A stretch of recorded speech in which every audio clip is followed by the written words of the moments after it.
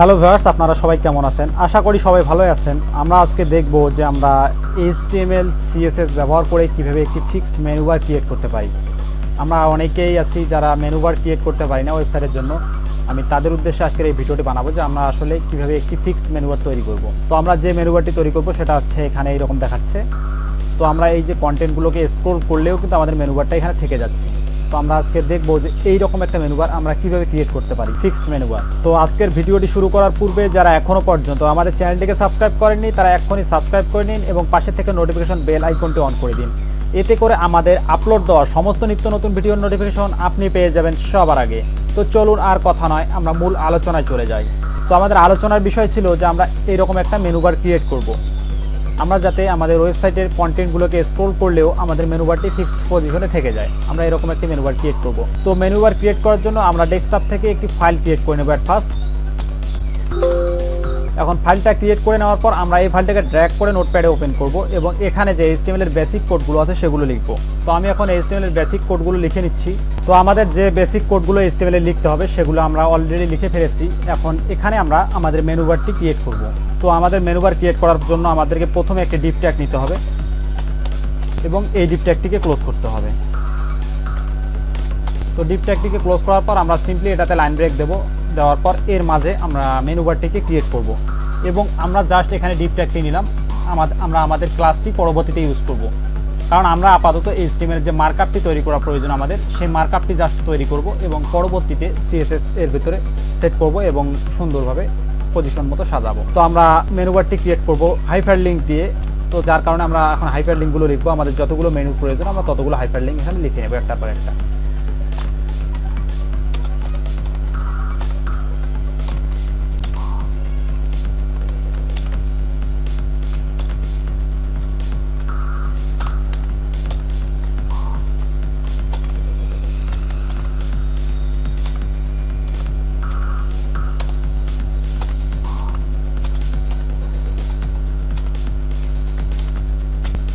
তো আমি আপাতত তিনটি মেনু বার নিয়ে দেন আপনাদেরকে দেখাবো। তো আমি তিনটা মেনু লিখলাম এখানে। প্রথমটা হচ্ছে হোম, দ্বিতীয়টা নিউজ এবং তৃতীয় হচ্ছে কন্ট্যাক্ট নামে যে আমাদের মেনু বারটি থাকবে সেটা।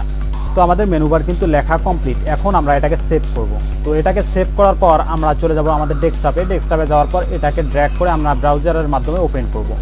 তো এখানে ওপেন করলে দেখা যাচ্ছে আমাদের পূর্বের মতো মেনু বারগুলো একটার পর একটা চলে আসে, বাট কোনো স্টাইল হয়নি। জাস্ট বাই ডিফল্ট এখানে যেভাবে হাইপার লিঙ্কগুলো থাকবে সেমভাবে এখানে আছে। তো আমরা এগুলোকে এখন CSS দিয়ে সুন্দরভাবে লুক সাজাবো আমাদের মনের মতো করে এবং ফিক্সড মেনু বার হিসেবে তৈরি করব। তো এটা করার জন্য আমাদেরকে চলে যেতে হবে নোটপ্যাডে। তো এখান থেকে আমাদেরকে একটা CSS ফাইল ক্রিয়েট করতে হবে। তো ক্রিয়েট করার জন্য আমরা এখান থেকে CSS ফাইল ক্রিয়েট করে নিতে পারি। তাছাড়াও আমরা এখান থেকে ক্লোজ করে দিয়ে আমরা ডেস্কটপ থেকেও CSS ফাইল ক্রিয়েট করে নিতে পারি সেমভাবে। তো আমাদের ফাইলটি ক্রিয়েট করা হয়ে গেলে আমরা এটাকে ড্র্যাগ করে নোটপ্যাডে এনে ছেড়ে দিলেই আমাদের এটা কমপ্লিট। জাস্ট আমরা এখন এখানে CSS গুলো লিখবো, যে আমাদের যে CSS গুলো লিখতে হবে আমাদের ফিক্সড মেনু তৈরি করার জন্য। তো প্রথমে আমরা এখানে বডিকে ডিক্লেয়ার করব। দেন বডি ট্যাগটাকে ক্লোজ করব। করার পর বডিতে জাস্ট আমরা মার্জিন 0 করব। ব্যাস, আমাদের বডির কাজ শেষ। এখন আমরা যে HTMLটা করেছিলাম সেটাতে ফিরে আসলে আমরা এখানে একটা ডিভ ট্যাগ নিয়েছিলাম। তো এই ডিভটাতে আমরা কোনো ক্লাস দেইনি। তো আমাদের এই ডিভটার ভিতরে প্রথম ক্লাসটি নিতে হবে। এখন আমাদের বডির কাজ কিন্তু শেষ হয়ে গেছে। বডি ট্যাগটাকে যেটাকে আমাদের CSS নেওয়ার প্রয়োজন ছিল সেটা আমরা নিয়ে ফেলেছি। তো এখন আমাদেরকে ট্যাগ যে CSSটা লিখতে হবে সেটা হচ্ছে এই ডিভ ট্যাগের ভিতরে। তো আমরা এই ডিভ ট্যাগের ভিতরে একটা স্পেস দেব। দেওয়ার পর এখানে ক্লাস লিখব ইকুয়াল, আমরা নেভবার হিসাবে ক্লাসটা দেব। তো নেভবার দেওয়ার পর আমরা এখন চলে যাব CSS এ। আসার পর এখানে আমরা সেই ক্লাসটি লিখবো, আমরা যে ক্লাসটির নাম ওখানে দিলাম। এখানে দেওয়ার পর আমরা এখানে ক্লাস CSS স্টার্ট করব সেকেন্ড ব্র্যাকেট দিয়ে এবং CSSটাকে ক্লোজ করে দেব। দেওয়ার পর এর মাঝখানে আমরা আমাদের যে নেভবারের ক্লাসগুলো হবে সেগুলো আমরা লিখব। তো প্রথমে এখানে ওভারফ্লো হিডেন লিখতে হবে।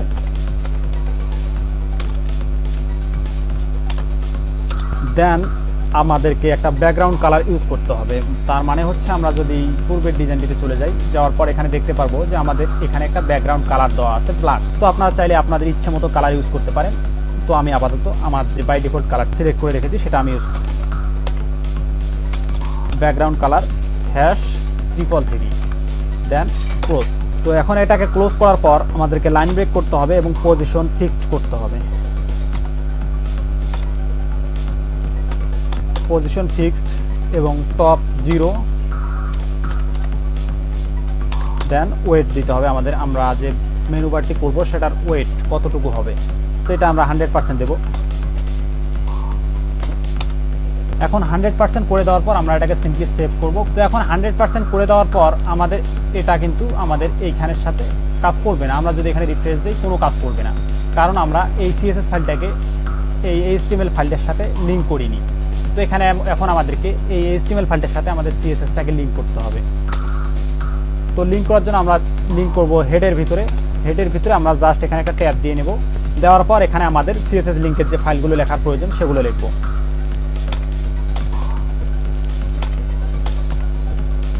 REL equal দেওয়ার পর এখানে স্টাইল শিট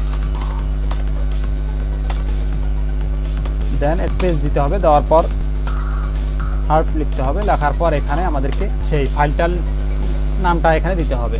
আমরা যদি ওই ফাইলটা আমাদের সেম ফোল্ডারে যদি থাকে, আমাদের HTMLটি যে ফোল্ডারে থাকবে সেই ফোল্ডারে যদি CSS ফাইলটি থাকে, সেক্ষেত্রে জাস্ট স্টাইল ফাইল মানে CSS ফাইলটির নামটি দিলেই চলবে। আর যদি অন্য ফোল্ডারে থাকে সেক্ষেত্রে ফোল্ডার থেকে কল করে দিতে হবে, এখানে ফোল্ডারের নাম সহ দিতে হবে।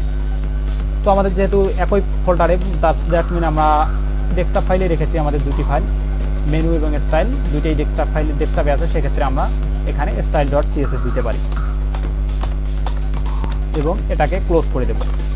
ক্লোজ করে দেওয়ার পর আমরা এটাকে সেভ করব। করার পর আমাদের ব্রাউজারে এসে দেন আমরা যদি রিফ্রেশ করি, আমরা দেখতে পারতেছি যে আমাদের এখানে ব্যাকগ্রাউন্ড কালারটি চলে আসছে এবং খুবই ছোট আকারে আমাদের মেনুগুলো দেখা যাচ্ছে। আমরা একটু জুম করলে আমাদের মেনুগুলোকে দেখতে পারতেছি। তো এখন আমাদেরকে আরও কিছু ক্লাস লিখতে হবে এই মেনুটাকে সুন্দরভাবে একটা লুক দেওয়ার জন্য। তো এর জন্য আমরা নিচের দিকে চলে আসব। আসার পর এখানে একটা এন্টার দেব স্টাইল শিটে। দেওয়ার পর এখানে আমরা আবার সেমভাবে .navbar লিখব। .navbar লিখে দেন হাইপার লিঙ্কটাকে কল করব। এখানে করার পর সেকেন্ড ব্র্যাকেট স্টার্ট করব এবং এন্টার দিয়ে আমরা সেকেন্ড ব্র্যাকেটটাকে ক্লোজ করে দেবো নিচের দিকে। দেওয়ার পর এর ভিতরে আমরা প্রথমে প্লট লেফট লিখব। Plot left then display block করতে হবে।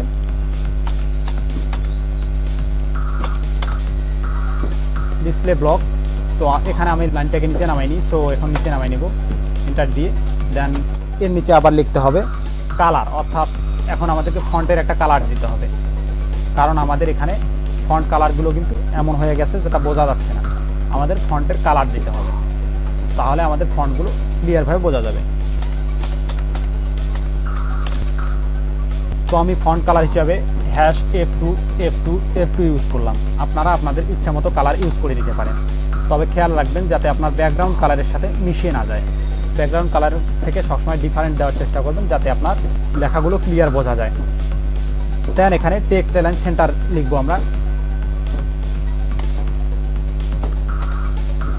টেক্সট অ্যালাইন সেন্টার দেওয়ার পর এটাকে ক্লোজ করে দেব এবং নিচে এসে আমরা প্যাডিং ইউজ করব। প্যাডিং আমরা 14 পিক্সেল স্পেস 16 পিক্সেল দেব।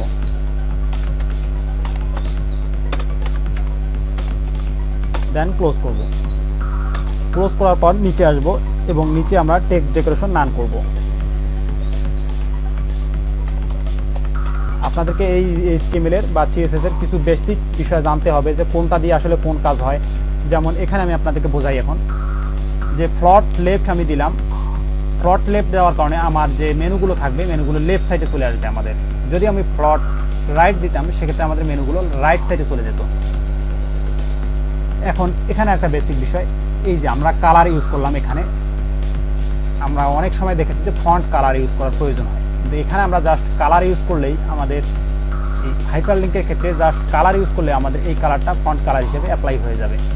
টেক্সট অ্যালাইন সেন্টার বলতে আমরা যে প্রতিটা এখানে আমরা যেহেতু একটা এ দিছি সেক্ষেত্রে প্রতিটা এর ক্ষেত্রেই এটা অ্যাপ্লাই হবে আলাদা আলাদাভাবে, যে প্রতিটা এ ট্যাগের জন্য আমরা কতটুকু স্পেস নিয়েছি সেই স্পেসটার ঠিক মাঝামাঝি। ফ্লট সেন্টার বলতে টেক্সট অ্যালাইন সেন্টার বলতে প্রতিটা এ ট্যাগের ঠিক মাঝামাঝি পজিশনে আমাদের যে টেক্সটটা থাকবে সেই টেক্সটটা বসে যাবে।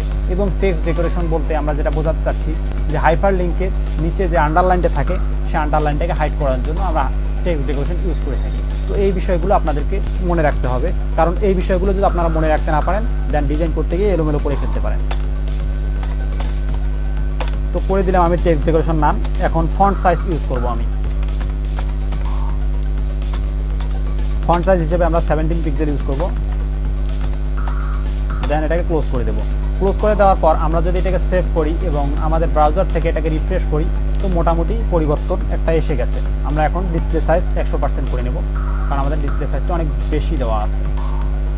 আমাদের 100% করে নিলে কিন্তু এখন আমাদের এটা ফিক্সড পজিশনে চলে আসছে। তো এখন এখানে আমাদেরকে কিছু কন্টেন্ট আমরা লিখেছিলাম আমাদের আগের ডিজাইনটিতে, তো এখন আমাদেরকে এখানে কিছু কন্টেন্ট লিখতে হবে, তাছাড়া আমরা এটা বুঝতে পারবো না যে আমাদের এটা ফিক্সড হচ্ছে কিনা। যার কারণে আমরা চলে যাবো HTML-এ। যাওয়ার পর আমরা এখানে বডির ভিতরে আমরা এখানে কিছু কন্টেন্ট লিখবো। তো আমরা কন্টেন্ট লেখার জন্য এখানে পি ট্যাগটিকে ইউজ করবো। পি ট্যাগটিকে ইউজ করার পর আমরা আমাদের যে পূর্বে যে টেক্সট ইউজ করেছিলাম সেই টেক্সটটিকে কপি করব, কারণ এটা একটা ফ্রি টেক্সট। আমরা জাস্ট এই টেক্সটটি একটু কপি করে নিচ্ছি। টেক্সটটিকে কপি করার পর আমরা চলে যাব নোটপ্যাডে। নোটপ্যাড থেকে এই পি ট্যাগের 2 পি ট্যাগের মাঝখানে বসাই দেবো। দেওয়ার পর এখন আমরা এই সম্পূর্ণ পি ট্যাগটাকে কপি করব। করার পর আরও কয়েকবার পেস্ট করব যাতে আমাদের ফুল ডিসপ্লেটা কভার করে। তো আমরা এখন নিচে আরও পেস্ট করব কয়েকবার। আমি মোটামুটি 5 বার পেস্ট করে নিলাম। নেওয়ার পর এটাকে সেভ করে দেন এখন আমাদের কোডিংটাতে এসে এখানে রিফ্রেশ দেবো। এটা কিন্তু অলরেডি ফিক্সড হয়ে গেছে। তারপরেও কিছু কিছু কাজ করতে হবে, যেমন আমাদের এটা হবার হচ্ছে না। এখন হবার করার জন্য আমরা চলে যাব আবার নোটপ্যাডে। নোটপ্যাডে আসার পর এখান থেকে আমরা স্টাইল ফাইলটাতে চলে যাব। যাওয়ার পর এখানে সেমভাবে ডট ন্যাপবার লিখব। ডট ন্যাপবার লেখার পর এখানে এখন আমাদেরকে হোভার লিখতে হবে। এ ট্যাগটাকে কল করে দেন এখানে হোভার দিতে হবে। হোভার দেওয়ার পর সেকেন্ড ব্র্যাকেট স্টার্ট করতে হবে এবং এন্টার দিয়ে সেকেন্ড ব্র্যাকেট ক্লোজ করতে হবে। তারপরে এখানে আমাদেরকে হোভারের যে ব্যাকগ্রাউন্ড কালারটি হবে সেটা দিতে হবে। ব্যাকগ্রাউন্ড হিসেবে আমি #BDB ইউজ করব। করার পর এন্টার দিয়ে কালার দেব, কারণ আমাদের ব্যাকগ্রাউন্ড কালারটি যেহেতু হোভারের ক্ষেত্রে চেঞ্জ হবে সেক্ষেত্রে আমাদের ফন্টের কালারটিও কিন্তু চেঞ্জ করতে হবে, কারণ ব্যাকগ্রাউন্ড ফন্টের কালার দুটো একই হয়ে গেলে ফন্টটি দেখা যাবে না। যার কারণে আমরা এখানে ফন্টের কালারটিও চেঞ্জ করব। তো কালার হিসেবে আমরা এখানে ব্ল্যাক দেব। ব্ল্যাক দেওয়ার পর এটাকে ক্লোজ করব। ক্লোজ করার পর আমরা যদি এটাকে সেভ করি, করার পর এখন আমাদের ব্রাউজারে এসে এটাকে রিফ্রেশ দিলে আমাদের কিন্তু এখন হোভার হচ্ছে এবং এটা ফিক্সড মেনু হয়ে গেছে। তো এখন আরেকটা বিষয়, আমরা যদি এইভাবে মেনুটা করার পর এখন আমাদের যে টেক্সটগুলো আছে এই টেক্সটগুলো কিন্তু ভিতরের দিকে ঢুকে গেছে। এখন এখানে ভিতরের দিকে দেখেন আপনারা টেক্সটগুলো ঢুকে গেছে। তো এই টেক্সটগুলো যাতে আমাদের ভিতরের দিকে না ঢোকে, যার কারণে আমাদের এখানে টেক্সট আছে, ভবিষ্যতে কন্টেন্ট থাকতে পারে বা আপনারা যে কোনো কিছু ব্যবহার করতে পারেন এই বডিতে। তো কন্টেন্টগুলো যখন আপনারা লিখবেন এই যে আমাদের যে মেনুবারের ভিতরে কিন্তু চলে যাবে, কারণ এটা ফিক্সড পজিশনে আছে উপরে, যার কারণে এটা ভিতরের দিকে চলে যাবে। কিন্তু ভিতরের দিকে যদি আমাদের কন্টেন্টগুলো চলে যায় সেক্ষেত্রে সাইটটা খুবই খারাপ দেখা যাবে। আমরা যদি মোবাইল ভার্সন করি তারপরেও কিন্তু এটা ভিতরের দিকেই চলে গেছে। এখন আমাদেরকে এটা ফিক্সড করতে হলে আমাদেরকে আলাদাভাবে একটা ক্লাস লিখতে হবে এবং এই ক্লাসটিকে আমাদেরকে এখানে লিখতে হবে। তো আমি এখানে একটা ক্লাস লিখবো। এখন এটার নাম দেবো আমি মেইন, অথবা আপনি আপনার ইচ্ছা মতো ক্লাসটির নাম দিতে পারেন। দেওয়ার পর আপনি এই যে কন্টেন্ট এরিয়ার একেবারে প্রথমের দিকে আপনি এই ক্লাসটি ইউজ করবেন এবং আপনি এই ক্লাসটিকে ক্লোজ করবেন কন্টেন্ট এরিয়ার একবারে শেষের দিকে। তো এখানে আমি ক্লোজ করে দিলাম। এখন এই মেইন ট্যাগটা দিয়ে আমাদেরকে একটা ক্লাস লিখতে হবে। তো আমরা এখানে এখন একটা ক্লাস লিখব। ডট মেইন নেওয়ার পর আমরা এই ক্লাসটিকে ক্লোজ করে দেব এবং এখানে আমরা প্যাডিং ইউজ করব 16 পিক্সেল। প্যাডিং 16 পিক্সেল দেওয়ার পর মার্জিন টপ দেব 30 পিক্সেল।